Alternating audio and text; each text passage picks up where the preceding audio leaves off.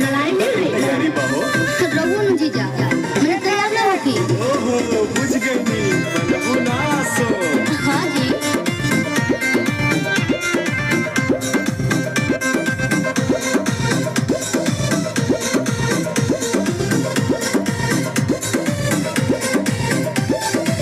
जाता रुमाई के दर्शन तू करे काहे के लगलू है साजे सवारी मैंने तैयार ना होगी। अरे जल्दी होगा जाता रुमाई के दर्शन तू करे हाँ जी काहे के लगलू है साजे सवारी